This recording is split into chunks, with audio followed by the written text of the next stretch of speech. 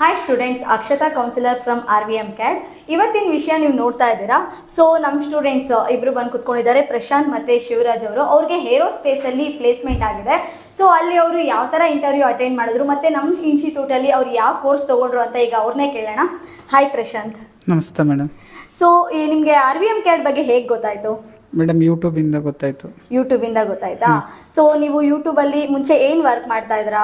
So ಇಲ್ಲಿ RVM CAD ಬರೋದಕ್ಕಿಂತ ಮುಂಚೆ ನೀವು ಏನ್ ವರ್ಕ್ ಮಾಡ್ತಾ ಇದ್ರಾ? ನಾನು VMC ಮಾಡ್ತಾ ಇದ್ದೆ ಮೇಡಮ್, ಚೆನ್ನೈಯಲ್ಲಿ VMC ಮಾಡ್ತಾ ಇದ್ರಾ? ಸೊ ಏನ್ ಎಜುಕೇಶನ್ ಆಗಿದೆ ನಿಮ್ದು? ಡಿಪ್ಲೊಮಾ ಇನ್ ಮೆಕ್ಯಾನಿಕಲ್ ಆಗಿದೆ. ಸೊ ನಿಮ್ದು ಶಿವರಾಜ್, ನಿಮ್ದು ಏನ್ ಎಜುಕೇಶನ್ ಆಗಿದೆ? ನಮ್ದು BA ಆಟೋಮೊಬೈಲ್ ಮುಗಿಸಿದ್ವಿ ನಿಮ್ಮ. ಓಕೆ. ಸೊ ನೀವು ಡಿಸೈನಿಂಗ್ ಅಲ್ಲಿ ನಿಮ್ಗೆ ಪ್ಲೇಸ್ಮೆಂಟ್ ಆಗಿದೆ ಅಂತ ಕೇಳಿದೆ. ಸೊ ನಿಮ್ದೇನು BA ಆಗಿದೆ ಅಲ್ವಾ? ಓಕೆ.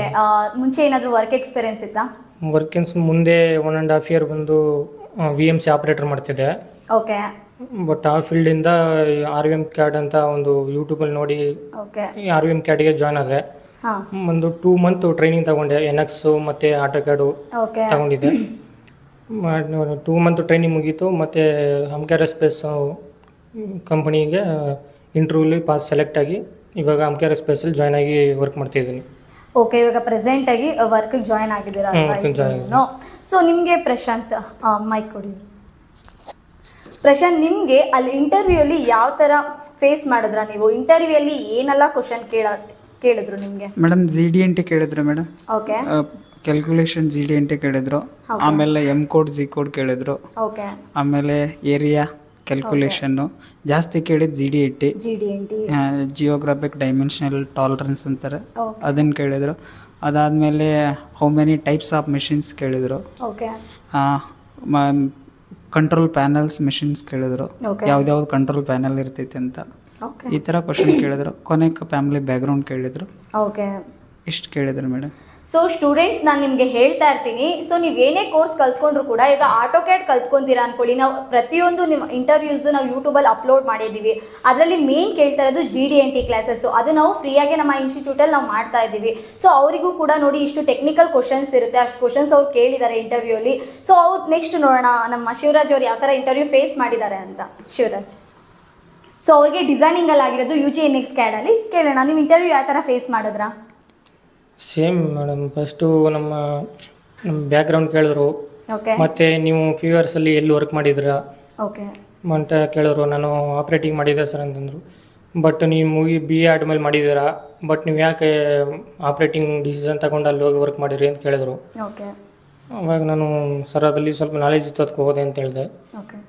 ಮತ್ತು ಈಗ ನಾನು ಡಿಸೈನರು ವರ್ಕ್ ಮಾಡಿ ಮತ್ತೆ ಮಾಡಿದ್ದು ಕೇಳಿದ್ರು. ಅದಕ್ಕೆ ಓಕೆ, ಒಳ್ಳೆ ಡಿಸಿಷನ್ ತಗೊಂಡಿದ್ದೀರಾ ಅಂತ.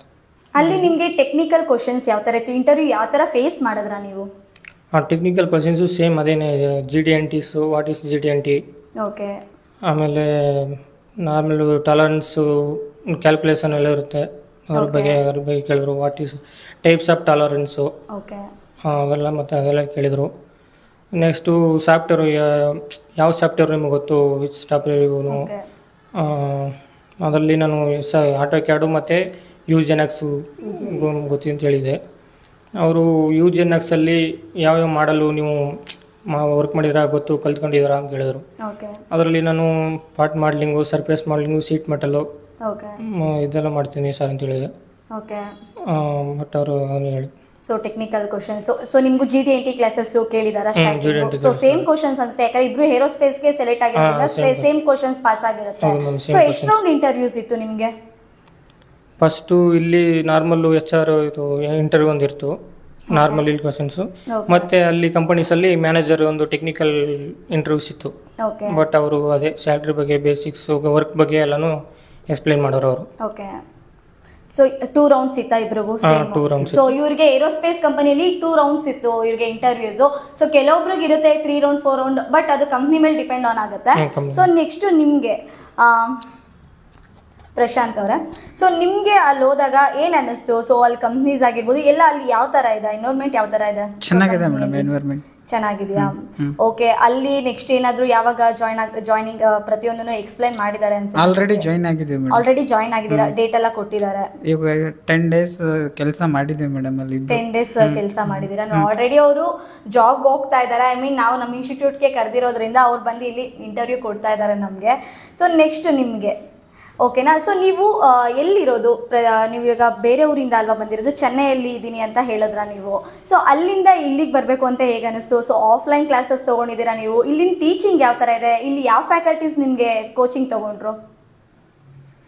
ಅದೇ ಮೇಡಮ್, ನಾನು ಅದೇ ಸಾಫ್ಟ್ವೇರ್ ನಾನು ಇದು ಕ್ಯಾಡ್ ಸೆಂಟರ್ ಹುಡುಕ್ತಾ ಇದೆ ಮೇಡಮ್.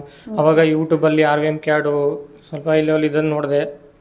ಬಟ್ ಅದನ್ನು ನಂಬರ್ ತಗೊಂಡು ಕಾಲ್ ಮಾಡಿ ಬಂದೆ ಇಲ್ಲಿ. ಹೌದು, ನೀವು ನಮಗೆ ಕಾಲ್ ಮಾಡಿದ್ದು ಇಷ್ಟ. ನಾನು ಕೌನ್ಸಿಲಿಂಗ್ ಕೊಟ್ಟಿದ್ದೆ ಆಕ್ಚುಲಿ. ಸೊ ನೋಡಿ ಸ್ಟೂಡೆಂಟ್ಸ್, ಯಾರೇ ಆಗಿರ್ಬೋದು, ನೀವು ಯೂಟ್ಯೂಬ್ ಚಾನಲ್ ಚೆಕ್ ಮಾಡಿ, ಅಟ್ಲೀಸ್ಟ್ ನೀವು ಕಾಲ್ ಮಾಡಿ. ನೀವು ಇಲ್ಲಿ ಬರೋದಕ್ಕಾಗಿಲ್ಲ ಅಂದ್ರೂ ಕೂಡ ನಾವು ಫೋನಲ್ಲೇ ನಿಮಗೆ ಕೌನ್ಸಿಲಿಂಗ್ ಕೊಡ್ತಾ ಇದ್ದೀವಿ. ಹೇಳಿ ಸರ್. ಅದೇ ಇವಾಗ ಬಂದು ಇಲ್ಲಿ ಜಾಯ್ನ್ ಆದೆ. ಬಟ್ ನನಗೆ ಫಸ್ಟ್ ಸ್ಟಾರ್ಟಿಂಗು ಆಟೋ ಕ್ಯಾಡು ನಾನು ಪ್ರಾಕ್ಟೀಸ್ ಮಾಡಿದ್ದು. ಆಟೋ ಕ್ಯಾಡ್ ಒಂದು ಅರ್ಸನ್ ಸರ್ ಅಂತ ಅವರು ತಗೊಂಡಿದ್ದು ಕ್ಲಾಸ್. ಅರ್ಸನ್ ಅಂತ ಅವ್ರ ಕ್ಲಾಸ್ ಫ್ಯಾಕಲ್ಟಿ ಅವ್ರ ಕ್ಲಾಸ್ ತಗೊಂಡಿದ್ದು. ಬಟ್ ಅವರು ಚೆನ್ನಾಗಿ ಹೇಳ್ಕೊಟ್ರು. ಬಟ್ ಮುಗಿಸ್ತೆ ನಾನು ಒಂದು 2 week 3 weekಲ್ಲಿ ಮುಗಿಸ್ತೆ ಆಟೋ ಕ್ಯಾಡು. ನೆಕ್ಸ್ಟು ಮತ್ತೆ UGNX ತಗೊಂಡೆ.